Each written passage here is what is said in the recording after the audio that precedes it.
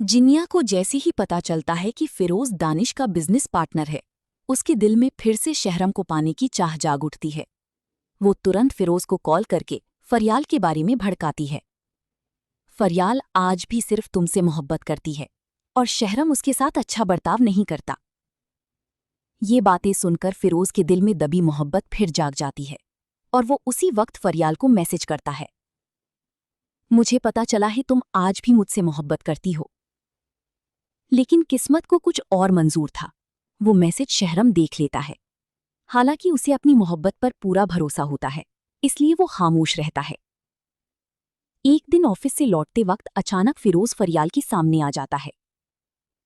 मुझे तुमसे बहुत जरूरी बात करनी है। फरियाल गुस्से में कहती है, मुझे तुमसे कोई बात नहीं करनी, मेरे रास्ते से हट जाओ।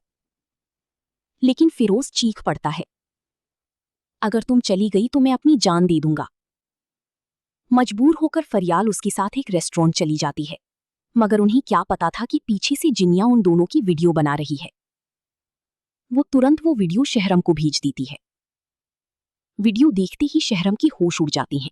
गुस्से में वो फरियाल पर बरस पड़ता है, तुम्हें अपनी पुरानी मंगेतर से अकेली मिलने की क्या जरूरत थी।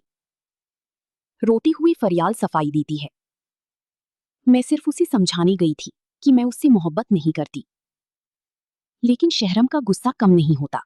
तभी फरियाल को चक्कर आती हैं और वो बेहोश होकर जमीन पर गिर जाती है। निशात बेगम घबराकर उसे उठाने दौड़ती हैं, मगर फरियाल की आंखें नहीं खुलती। शहरम डर जाता है और तुरंत उसे अस्पताल लेकर जाता है। दूसरी तरफ जब दानिश को पता चलता है कि जिनिया अब भी शहरम से मोहब्बत करती है और उसने फरियाल का घर तोड़ने की कोशिश की, तो उसका गुस्सा फूट पड़ता है। वो जिनिया को जोरदार थप्पड़ मारता है, मेरी जिंदगी में तुम्हारी कोई जगह नहीं। दानिश उसे घर से निकाल देता है। ये बेइज्जती जिनिया बर्दाश्त नहीं कर पाती।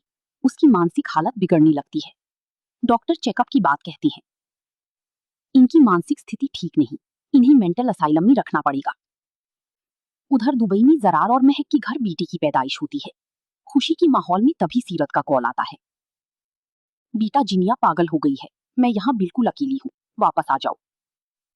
ये सुनकर जरार और महक अपनी बच्ची के साथ तुरंत पाकिस्तान लौट आती हैं और फिर अस्पताल में डॉक्टर शहरम को ऐसी खबर सुनाती हैं